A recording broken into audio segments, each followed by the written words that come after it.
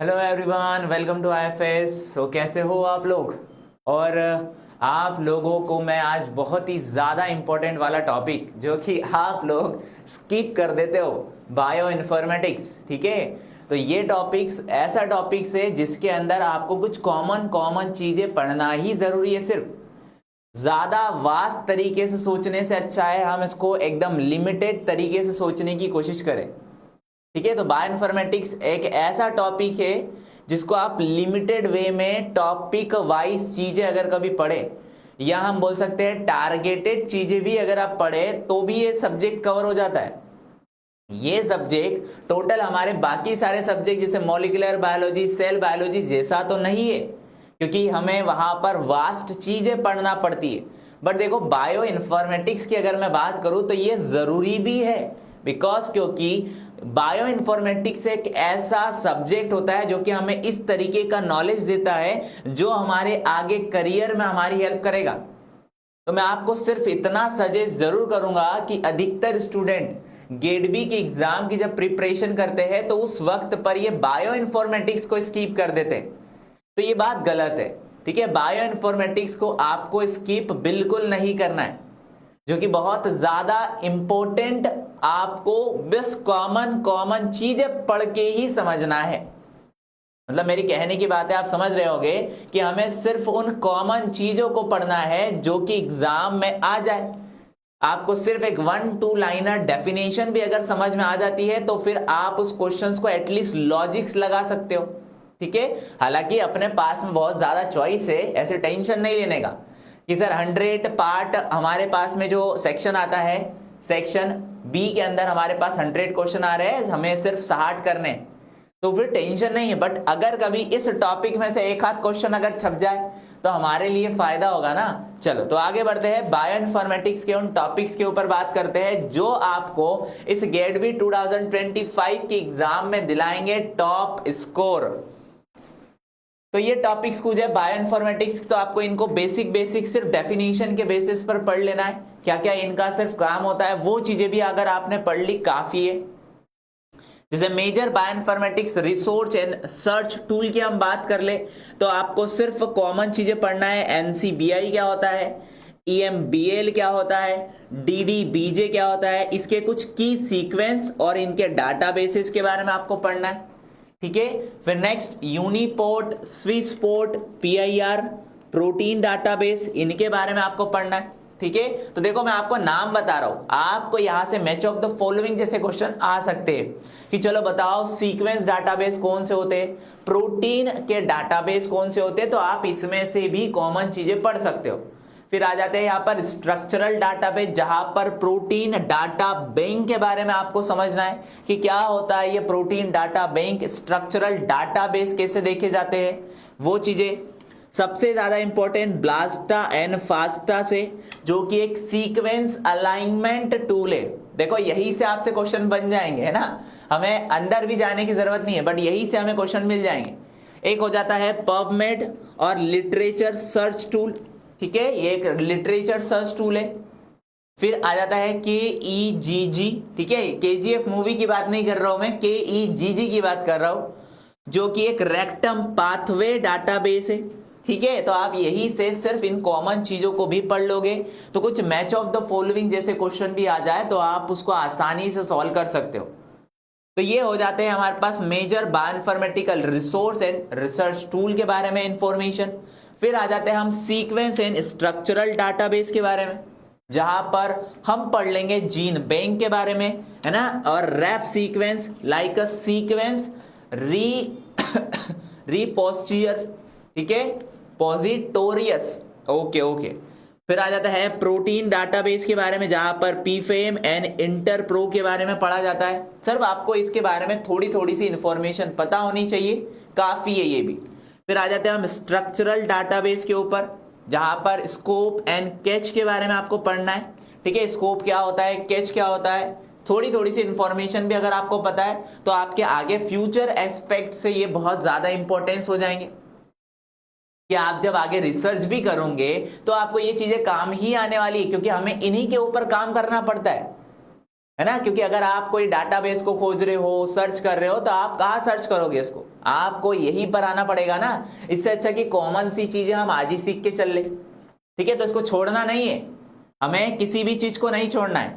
Next आ जाता है specialised database के ऊपर, जो कि आ जाता है MIRNA, MIRBS या नॉन कोडिंग RNA, RFEM, है ना। RFEM के बारे में आपने पढ़ा होगा, MIRBS के बारे में पढ़ा होगा, जो कि क्या कौन सा डाटाबेस बताता है वो आपको पता होना चाहिए।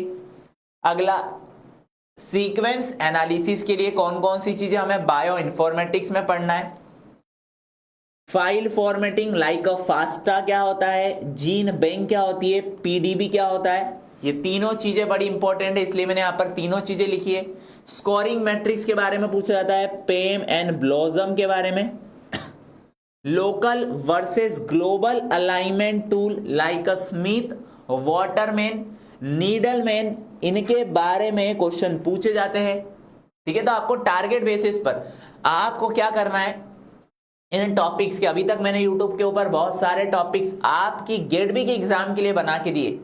आपको सिंपली हमारे ऐप के ऊपर जाना है, हमारे ऐप में से गेट बी के सेक्शन में आपको जाना है ऑनलाइन एग्जाम में, वहां पर आपको लर्न फ्री के सेक्शन में जाकर इस PPT को डाउनलोड कर लेना है। ये सारी की सारी टॉपिक वाइज PPT को आपको प्रिंट आउट निकालना है, और जब भी आप किसी सब्जेक्ट को लेकर बैठो तो आपको टॉपिक वाइज स्टडी करना है, ठीक है। कभी भी हमें ऐसे स्टडी नहीं करना है जैसे कि आपने कहावत सुनी होगी ना, अंधेरे में लाठी चलाना, वैसा नहीं करना है। हमें एक दिए की थोड़ी सी रोशनी भी अगर मिल जाए तो हमारी लाठी सही जगह पर कम समय में लगेगी। तो बस उसी दिए की रोशनी को मैं आपके सामने रख रहा हूं कि इन टॉपिक वाइज अगर आप स्टडी करते हो, देखो सैचुरेशन से बचने के लिए हमारी मेंटल कैपेसिटी को समझो क्या होता है। हमें क्या करना है ना कि हर एक यूनिट के एक एक टॉपिक को सिलेक्ट करना है। आप पर डे के 2 टॉपिक सिलेक्ट करो, शुरुआत कम से करो, आपकी कैपेसिटी जब बन जाए अच्छी खासी तब बहुत सारे टॉपिक ले लो। तो आपके पास इन दोनों प्रिंट आउट होनी चाहिए। प्रिंट आउट कहां से निकालना है आपको, इसको कहां से डाउनलोड करना है, हमारे ऐप से। एक एक टॉपिक आपको सिलेक्ट करने हैं, उनको पढ़ना है, उनके क्वेश्चंस करने हैं। कौन से PYQ क्वेश्चन, उसको कहा जाता है रियल स्टडी, ठीक है। वैसा नहीं होता है कि सिर्फ कॉपियां पढ़ ली, पन्ने पढ़ लिए, रट लिए, नहीं, वैसी स्टडी नहीं होती है। तो हमें सीधी सी बात है कि पहले तो दोनों टॉपिक्स की थ्योरी को पढ़ना है, फिर उसके बाद उनके PYQs को पढ़ना है। कम टारगेट, ज्यादा सेटिस्फेक्शन, और वहां पर हमारा टारगेटेड स्टडी का होना, यही होता है एक real pathway to the selection, है ना। बिल्कुल अंधेरे में लाठी चलाने जैसा काम मत करना। आपको टारगेट चीजें पढ़नी है, क्वालिटी चीजें पढ़नी है, क्वालिटी समय यूज करना है, ठीक है। तो ये चीजें कुछ इंपॉर्टेंट है। नेक्स्ट आ जाता है फाइलोजेनेटिक ट्री कंस्ट्रक्शन मेथड के ऊपर, जैसे कि UPGMA मेथड से क्वेश्चन आ जाते हैं, नाइबर जॉइनिंग मेथड से क्वेश्चन आ जाते हैं, मैक्सिमम लाइकहुड से क्वेश्चन आ जाते हैं। इनके बारे में थोड़ी थोड़ी सी इंफॉर्मेशन भी अगर आपको पता हो तो भी काफी है। एक आ जाता है मल्टीपल सीक्वेंस अलाइनमेंट, जहां पर आपसे पूछा जाता है क्लस्टल ओमेगा के बारे में और मसल के बारे में, ठीक है। Not this like a muscle, this a instrumentation process. और ये कुछ इंफॉर्मेशन है जो कि मैं आपको देना चाहूंगा। अगर आप IIT JEM या गेट बी के लिए टारगेट करें, हालांकि मैं आपको प्रोसेस तो सबसे पहले गेट बी की ही बताऊंगा कि अगर आप गेट बी के लिए टारगेट कर रहे हो तो हमारी नई बैच 30 दिसंबर 2024 से शुरुआत हो रही है। नए साल के पहले अपना एक डिसीजन, जो कि आपका नया साल 2025 आपको उस ऊंचाइयों पर लेके जाए, वहां पर आपको एक नई राह के साथ में ग्रोथ करवाए, तो वही बताने के लिए मैं आपको ये चीज बताऊंगा कि अगर आप गेट बी के एग्जाम की प्रिपेयर कर रहे हो, ठीक है, तो मैं आपको इतना जरूर सजेस्ट करूंगा कि आप इस बैच के अंदर जरूर इनरोल करवाओ, क्योंकि ये बैच आपको उस टारगेट जगह पर ले जाने के लिए बहुत ही जरूरी है, ठीक है। और इस बैच के लिए आपको यहाँ पर 30% का स्पेशल ऑफर मिल जाता है, और ये 30% का स्पेशल ऑफर आपको मिलेगा IFAS 30 कूपन कोड लगाने के बाद में। ठीक है, तो याद रखना 30 दिसंबर से नई बैच स्टार्ट हो रही है, तो इस बैच की शुरुआत में ही आपको यहां से एडमिशन के साथ साथ नई साल की शुरुआत वो भी एक अच्छी चीज से करना है। ठीक है, तो आप इनरोल कर सकते हो और ज्यादा इंफॉर्मेशन के लिए आप यहां से इंफॉर्मेशन को कलेक्ट कर सकते हो।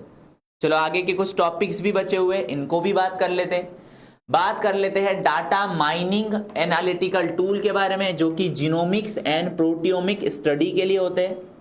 जैसे कि कुछ फंक्शनल एनोटेशन टूल होते हैं, डेविड जीन ऑन्टोलॉजी के बारे में क्या पूछा जाता है, माइक्रो एरे के बारे में पूछ लेते हैं, आरएनएस सीक्वेंसिंग एनालिसिस टूल के बारे में पूछ लेते हैं, प्रोटीन इंटरेक्शन टूल जहां पर स्ट्रिंग एंड साइटोस्केप के बारे में पूछा जाता है। आपको एटलीस्ट ये भी पता हो ना तो भी काफी है।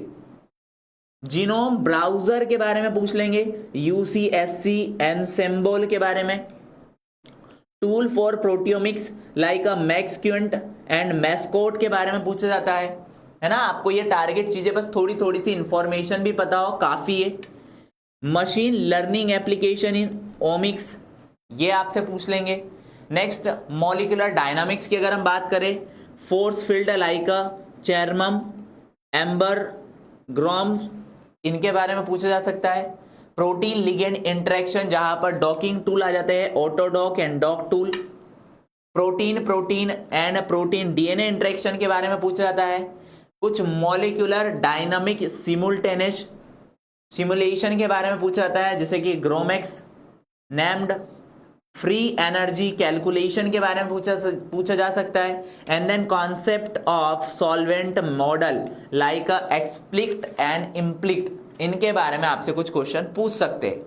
ठीक है, तो होप सो आपको ये सारी बातें समझ में आई होगी। एंड देन आप हमारे वो स्टूडेंट्स के बारे में देख सकते हो, इंफॉर्मेशन ले सकते हो, इनके रोल नंबर्स देख सकते हो, जो कि हमारे साथ में स्टडी करके अपनी एक एम को क्वालिफाई कर चुके हैं। और अगर आपने हमारे ऐप को डाउनलोड नहीं किया है तो आप यहां से हमारे ऐप को डाउनलोड जरूर कर सकते हो। And then thank you everyone, thank you for watching this video and happy learning. Hope so कि आपको ये टॉपिक बहुत अच्छे लगेंगे, बिकॉज अच्छा लगे या ना लगे हमें करना है ये हमारे माइंड को एक संदेश जरूर दे दो। ठीक है, क्योंकि कुछ चीजें जो है वो अच्छाई के लिए होती है बट अच्छी नहीं लगती है। तो बस वही चीजें जो कि आपको आपकी अच्छाइयों के पास लेके जाए या आपको आपके करियर में आगे बढ़ाए, वही चीजें हमें करनी है। ठीक है, तो thank you everyone, thank you for watching this video and happy learning.